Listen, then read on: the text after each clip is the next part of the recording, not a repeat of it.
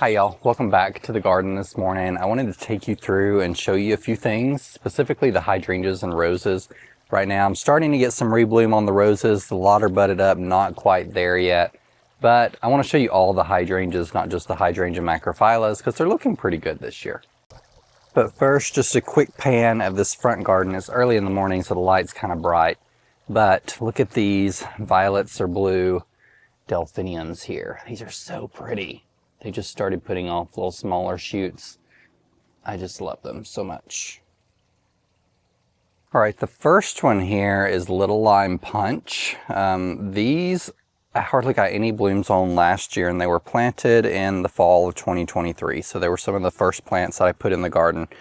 The soil in this area was very compacted when I planted all of this stuff, and a lot of the things that I planted were stunted their first year because we had had such a drought that summer and it was just really hard. But they've recovered really nicely this well. Little Lime Punch is kind of like an improved version of Little Lime that's supposed to transition to really deep pink when the blooms turn from white to pink here. You can see we're getting a little bit of blush on this one already, but really nice size cones, and these will feel, they're intended to be pretty mid-border, so they'll get much taller than they are now. This is obviously pretty short, but about this height, hopefully, potentially a little bigger depending on how I prune them, but I don't want them going over the top of the concrete container, so I'll probably keep them trimmed down a little bit.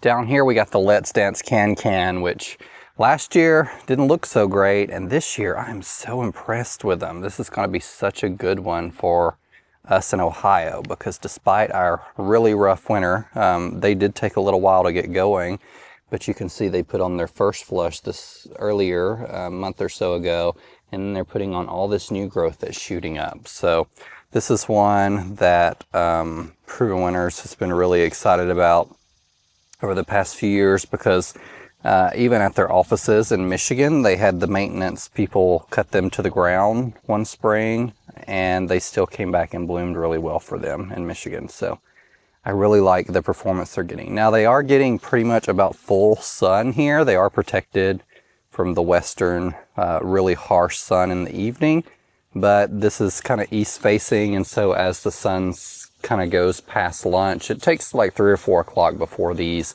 are in more shade. So definitely like at least that 6 hours, which is typically rated as full sun. So full sun is not all day sun, but definitely like a full sun-ish location here. They are on drip irrigation, of course, and I've not had a whole lot of issues with them wanting to wilt during the summer heat, which this one right here looks like it had a little more going on. I might need to check the irrigation there. But these others look really nice, and some of these are even like purple in the center. It's really pretty. Behind here we have Flowerful. I planted 2 Flowerful kind of in the center of these 5 Let's Dance Can Do here, and so they were planted just as like quartz last year, so they're tiny, but they put on a lot of growth this season.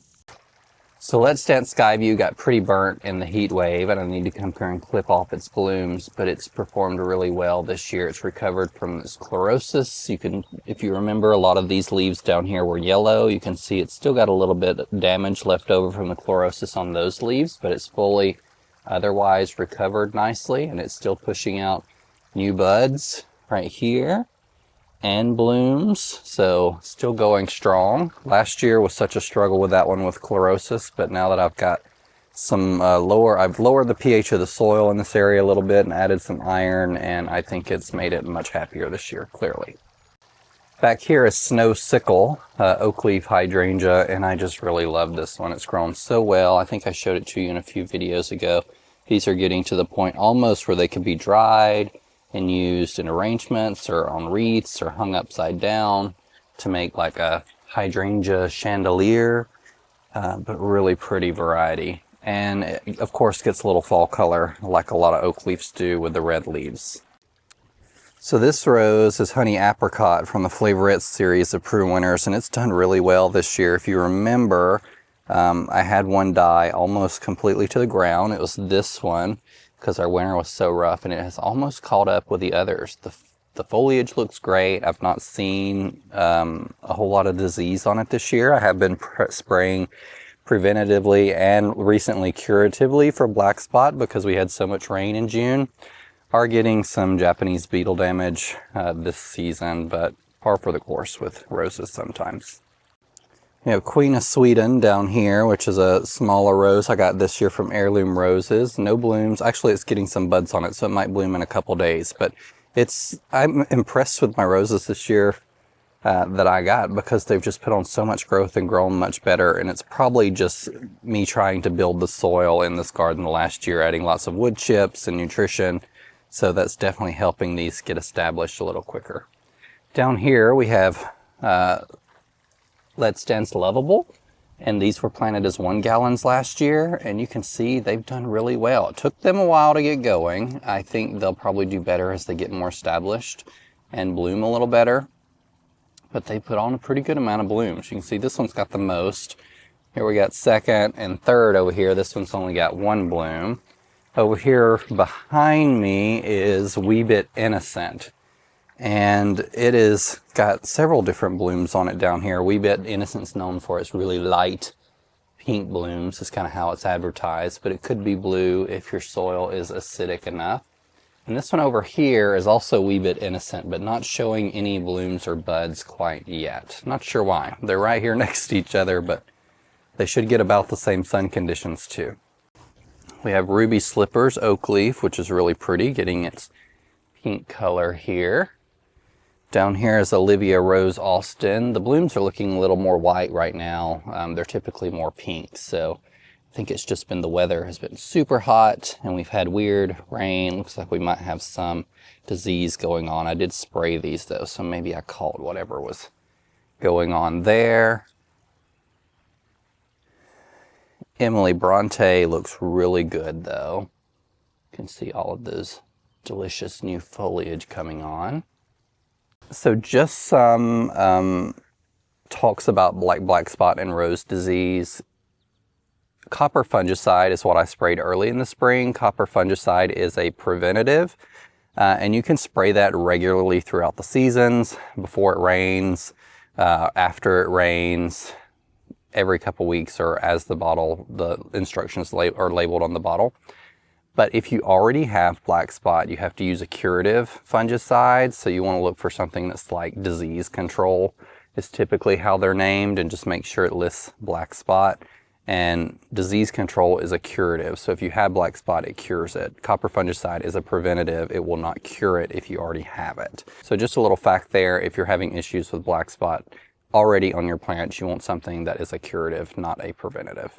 All right, the hydrangea trials bed is looking okay. We still got a lot of things in here that are kind of slow. I've considered moving these to the back flower bed that I just made, but I'm actually thinking about, instead of moving them, just looking for additional ones and planting them back there too. So they'll have both conditions. This one gets, you can see it gets, those over there get nice morning sun. I don't know if I've shot a video this early, but they get a good amount of morning sun, and these on this side get a good amount of evening sun, but they're protected during the hottest parts of the day, and they are on drip irrigation. So they're looking pretty good. All of them, of course, was a really rough winter. They were planted kind of later last year, July, so they are recovering from severe winter damage. And out of all of them in this space, Summer Crush has come out of nowhere, it seems like. Let's Dance Skyview is also looking really beautiful back there. We'll take a closer look.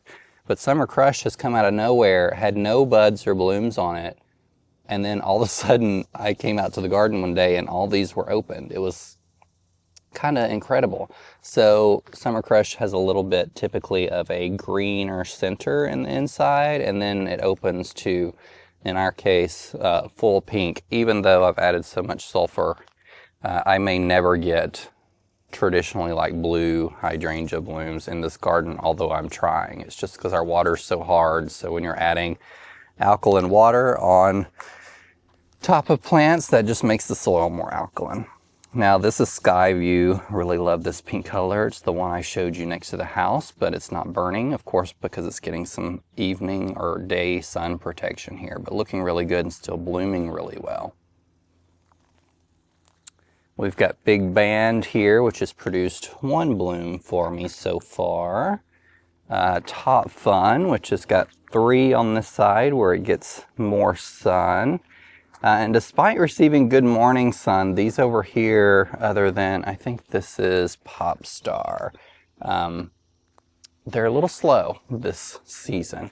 And here's also Let's Dance Can that gets a little more protection as well. You can see there's a bloom there, but compared to the ones in the front garden bed, because they don't get as much sun, they're a little behind. But still looking like it's going to produce a good amount of blooms this season.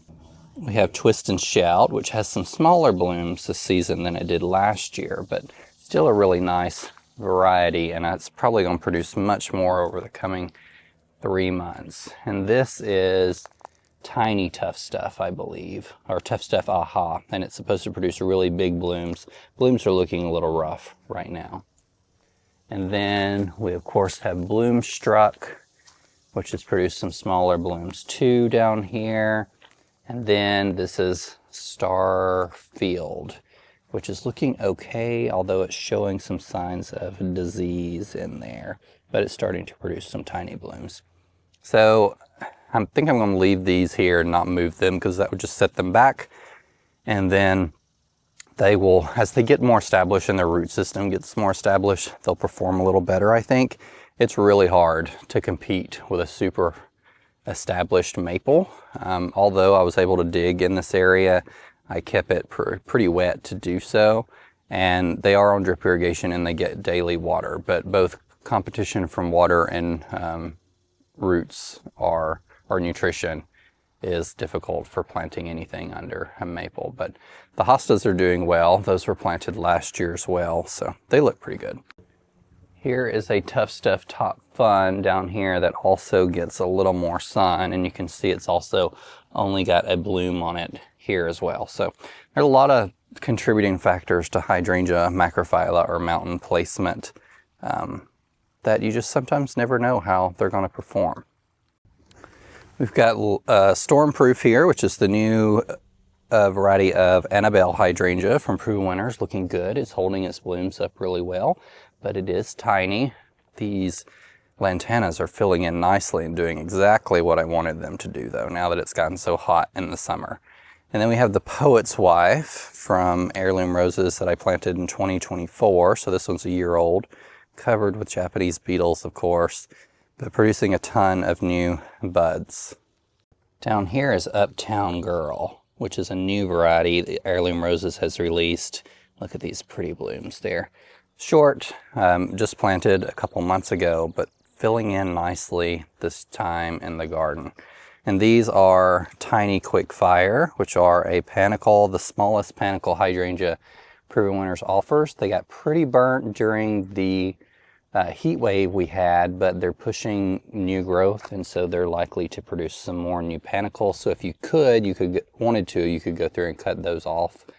But I will probably leave them because they're still nice, pretty contrast to some of the darker plants I have around here. So I had a company called Lily and Hill.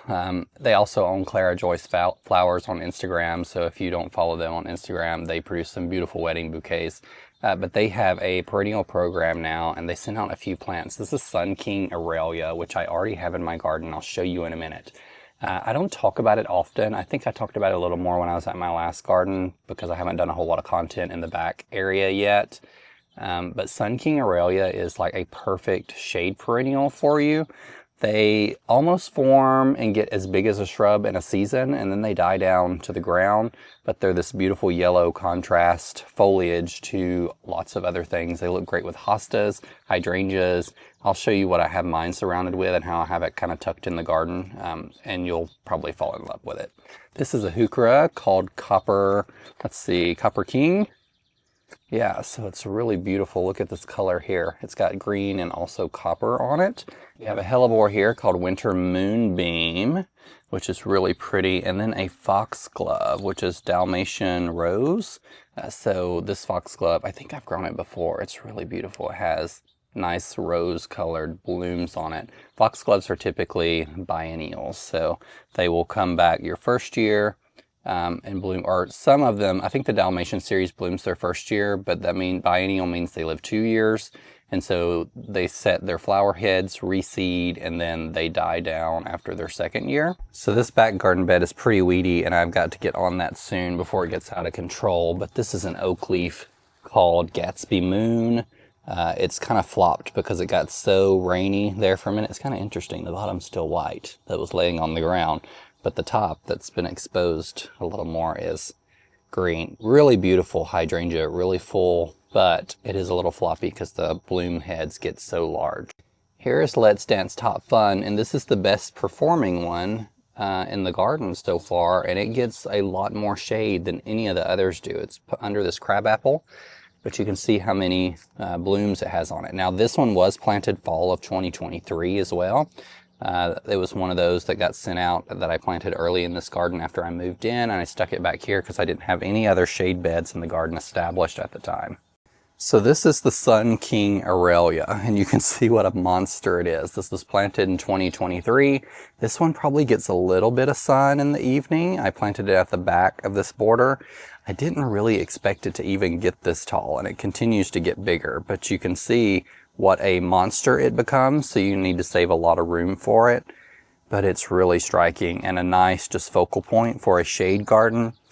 Back here next to it is a Hydrangea by Proven Winners. It's an 𝗟𝗶𝗸𝗲 𝗦𝘂𝗯𝘀𝗀. So the blooms, which this one's kind of hard to see, but they have pink pollen, which is really pretty. And then the blooms are naturally this lime color when they emerge, and then they just turn a little more lime as they dry. So this one was also planted in 2023. A lot of the things in this bed were planted in 2023 because it's one of the only existing beds I had in the garden when I moved into this house. But also it's leaning a little bit because I planted it under this staircase here, but it fills the space really nicely and it's doing exactly what I wanted it to do. So there is a Sun King Aurelia back there too. So I have two in this space, this one and that one. They were planted at the same time. That one gets a lot more deeper shade. So you can see its height is a little more controlled there than it is here when it gets a little more sun, but just stunning. And look how big these leaves are. And while not a hydrangea, this is 𝗟𝗶𝗸𝗲 viburnum, which I talked to you about a lot. 𝗟𝗶𝗸𝗲 is beautiful because it literally blooms nonstop from spring to fall. And it produces these hydrangea-like blooms, and it is a short viburnum. It gets 4 to 5 feet tall and wide, and I planted it here on the corner because I think it'll be really pretty foundational shrub for this area and to fill some space and to eventually kind of hide the downspout back there. We'll see. I don't know. I've got a lot of hanging baskets and stuff in this area that I don't always want to have to plant there, but they are pretty. Got those from Stockslagers earlier this season, and they're just foliage baskets. During Mother's Day, they have like a buy one, get one free. And there's like some wire vine in here, some Tradescantia, really pretty containers. Also, I've not had to water these containers since I cut them back in the last video several days ago. So they're looking great. They've filled in nicely. The lantana has actually seems like it's taken off when it's not had as much competition to compete for already. So I'm liking how they're looking already. But since we're here, I just wanted to show you that. Now we have the Limelight Prime Hydrangea hedge, which is just now getting its blooms. So this bloomed, or started getting blooms in late May last year, but they were planted last year and they woke up earlier because they were in containers. They're a little later than I expected them to be. I expected them to be a little earlier because they're supposed to be an earlier blooming panicle, but our summer here through June was pretty cool until the heat wave came through. So I don't know if the temperature and the weather affected them. It's quite possible that it did. I'm really impressed with how these have filled out over here and already almost created a hedge. They get a little shorter as we go around, but they've kind of caught up since the last time I showed you this hedge. So these over here weren't really touching, I think, when I showed you last time. And there's still some gaps here and there, but to be literally planted 14 months ago, 15, they look pretty good. So I'm excited about the progress and how these are going to look in a couple more weeks when they fully open up. And here we have 𝗟𝗶𝗀𝗧 Prime, which is an improved 𝗟𝗶𝗀𝗧 that actually I think gets larger than the original 𝗟𝗶𝗀𝗧. So it's going to be a massive hydrangea one day, which I ain't mad about it. And I love the 𝗟𝗶𝗀𝗧 series because the panicles are more open, so they're great for pollinators. So you'll see bees and stuff on them when they open up a little more. Right now, the fertile florets, which are these kind of in here, aren't quite open yet, so there's not a whole lot of pollinators on it, but good for pollinators after it gets established. And over here, we have a continuation of the Limelight Prime hedge. These were planted as 1 gallon, so these are more behind than the 5-gallon ones that I planted, but they're making really good progress. I think by maybe next year or the year after, they will have caught up in terms of size to the others. I did have an accident where I broke a stem here when I was mulching this bed the other day. I did come out and extend this bed and then apply mulch all the way to it. It was covered in weeds, which looks a whole lot better now. And then here on the end, where there's going to be a little more shade from this Japanese maple, there's an Invincible lace hydrangea, which isn't one that gets, I feel like, a ton of advertising or love. And the blooms look a little rough right now because it's been so hot. But if you go online and look for it on Proven Winners website, it's really pretty. It's a nice textural hydrangea, the blooms are, for the garden. Then of course we have the hedge of Flowerful here, which is turning its lime color, but still producing new blooms that are more white. These to be planted as 1 gallons they may have been 2 gallons last July. Really impressive size. I'm just blown away by the vigor of this variety. Every time I walk by here, I'm just like, I can't believe these were such tiny plants last year. But I'm really excited. They're still holding their blooms up really well despite the rain we had all throughout June. And now that they're aging, they're keeping their green color and not turning to brown quite so bad. We have had hot weather and they are on drip irrigation with everything else, but it's just hard after this time of year when it gets so hot these aren't even completely 1 year old in the ground yet, and they're really holding their own. So this is Rock and Roll Macrophylla by Michael Durr. We've only got 1 tiny bloom down here. Now this it gets more evening sun, so it's trying to compete with this phlox right now and grow above it, which is okay, but I think this is going to be a really nice variety too when it gets a little more established in the garden. This is a variety called Stargazer, I think, and it is putting blooms on. I was worried about this one. It died down pretty bad to the ground. Look how glossy these leaves are. I haven't really noticed it. That's kind of crazy.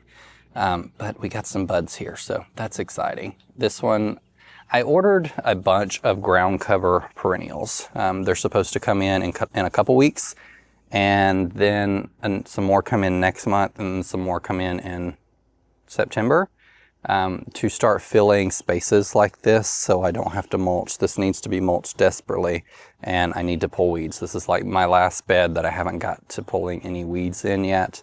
And this is one of the early beds that I created on the property, and I've not mulched it since I created it. So having a little bit of weed and crabgrass pop through, which is par for the course when you have this many garden beds. But see, last year I planted annuals here, and I didn't this year. So there's no competition for anything, and the weeds are loving it.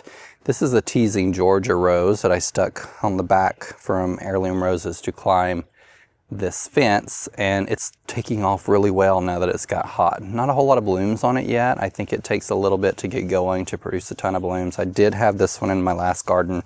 It's kind of like a southern theme for the garden, but it is a really beautiful yellow climbing rose. So I'm excited for this one to get going and start producing some more buds, and it probably will here in the fall now that it's been in the garden a year. So the rose wall I haven't shared a whole lot of updates on this season because I just haven't been able to get to like cleaning it up well. And then we had a whole lot of storm damage that I think I showed you from the high winds that broke the canes on some of them. Like this one lost a lot of canes, but it's putting on a lot of new growth. I came out and staked it up and fertilized them and pulled some weeds on this side. I need to pull the weeds on that side. I was trying to regrow grass in this area, which I've been almost pretty successful with. There's a lot of weeds and crabgrass there, but I've had these sprinklers on for a couple months now because this is where we had some wells dug for geothermal, and it was a muddy mess last year, and that was 2 years ago. So I desperately needed to regrow grass in this area, so that was the focus. So there wasn't a whole lot of activity going on over here while that grass could grow up. But the roses, the ones that are doing really well, or that are doing well, are doing really well. Like, look at the cane on this rose here, how big that is. And I did come through and chop back some of them, and I'm hoping to start getting some rebloom here now that I've fertilized them. So this rose, because I don't think I mentioned it, is James Galway. Has beautiful pink blooms, and they get roughly 11 foot tall, which happens to be the height of these random posts. All right, now for another weedy space. Looks like the mower got going this morning. It needed to cut this area. I've been holding off on mowing some areas because it's just been so hot, but the grass has grown up a little bit, so it's going to have to catch up. Now we have Popstar in the front. Yesterday was pretty hot and I didn't have drip irrigation on these yet, and so I need to put the water on it. I've got it installed, I just have to manually hook it up for now. So Popstars, these few in the front that are more blue, looking really great, performing really well. This bed also gets quite a bit of sun too, and so I think these are performing so well because they're getting so much sun. And then behind here is Bloomstruck, which has produced a ton of blooms, specifically this one.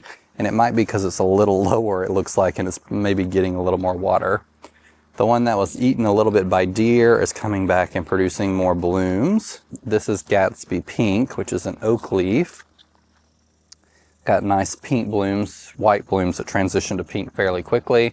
And then the one I wanted to show you, which I just showed on Instagram yesterday, is Blushing Bride. This is one bloom. Like, look how big this is. Crazy. And then over there we have a repetition of the same hydrangeas. Blushing Bride is from the Endless Summer collection, and it's one I think that doesn't get quite as much love too, but it's a white macrophylla, which do exist. It does, as you may have noticed, have a little bit of pink tinge to it because of our alkaline soil. So if it was in more acidic soil, it may look a little more white because it would turn more bluish where the pink is, so it wouldn't be as noticeable that it's pink, I think. And while we're here, just take a look at the shrub border and how it's filling in. The Vitex, the Proven Winners Vitex, I think it's Rock Steady maybe, is coming back. Died to the ground, but it's supposed to be more perennial like here. We're going to test that out over the next year and see if it dies down again. If it starts keeping its growth, it'll have to be moved because I planted it here knowing that, or hoping that it would die down and remain short, but it's going to be a great pollinator right here. You see it's a couple foot tall now. A lot of the heirloom roses that I got in this spring, I planted in this bed too. Not a whole lot of blooms on a lot of them yet. We have Delish that's back there. No blooms to be seen quite yet. Look at this hibiscus while we're here. This is Paraplu Pink Ink. I don't think I've got blooms off of this. I planted this in last year, and I don't think it bloomed for me because it was so small, but these blooms are stunning. This is Fun in the Sun. Looks like it's also got some Japanese beetle damage. Its roses also look like they've been attacked by Japanese beetles, so not a great one there as far as blooms, but we'll keep looking at this shrub border because I did have a pretty one down here the other day. It may be starting to get bloomed out. But this was Loves Me, Loves Me Not, and the number of blooms it has produced already to be a first-year rose is kind of insane. So here's a bloom that's a little weathered. You can see how full that is, looking nice, but it's got, here's another one that it's about to produce. Yeah, Japanese beetles on everything. So they are looking, this one I'm really excited about its vigor. It's definitely going to be a great one. As far as hydrangeas, this is Quickfire Fab, which is doing fab this year. It bloomed really early. It's early blooming. Any of the Quickfire Peniculatas from Proven Winners are early bloomers. And I was impressed with how early it started blooming. You can see it's already got its panicles this season. So if I could have found Quickfire Fab for around the pool, that was the variety I wanted to go with, but I couldn't find the number that I needed locally. So it's probably more available now, but it was so new last year when I planted these that it was not available. And then the bed with that I planted with all the Southern Living collection plants is looking good as too. And this is white wedding. A little burnt because it was planted in the spring, is on drip irrigation, but par for the course on the south side of the house for a newly planted hydrangea next to brick. And we will end in the cut flower garden. I came out here and sprayed these again with the Pure Protect, Deer Protect spray from Heirloom Roses. I've not seen any more deer damage on them since I applied that almost a month ago now. And they're starting their rebloom period. So we have Lady of Shalott down here, which is producing these most gorgeous orange blooms. Love Lady of Shalott. We have all dressed up, I think, yes. Got a little bit of a pink there. It's a little slower than some of the others, it seems like. This is Sunbelt South Africa, also covered in Japanese beetles, but got a ton of blooms on it. This is Parfuma Madame Anisette, I believe. Yeah, it's kind of tall. We have Coco Loco, which is covered in blooms this year. They're a little aged though, not the perfect time to view them, but it'll produce some more throughout the season. I'll show you. This is one of the ones that had the most deer damage, and it is recovered nicely, and not a single branch has been touched since. This variety, do I have a tag? Yeah, Apricots and Cream. And then Plum Perfect, which is also had a lot of deer damage and has not been touched since. Lots of pretty purple buds on there and blooms. And then we have all the perennial cut flowers that I need to come and make some nice arrangements for the house over here. All right, this video is probably longer than I expected it to be, but I just have so many hydrangeas and roses now. It's kind of fun to show you everything at once. I'm going to call it quits for this morning because I'm already sweating just walking around giving you a garden tour at 9 o'clock in the morning. It is going to be really hot today, and there's an expectation that we may get some storms, and it said potentially hail, which I hope does not occur because hail in the middle of July would just not be fun for any of these plants. So thank y'all for joining me, and remember, be a light. Take care.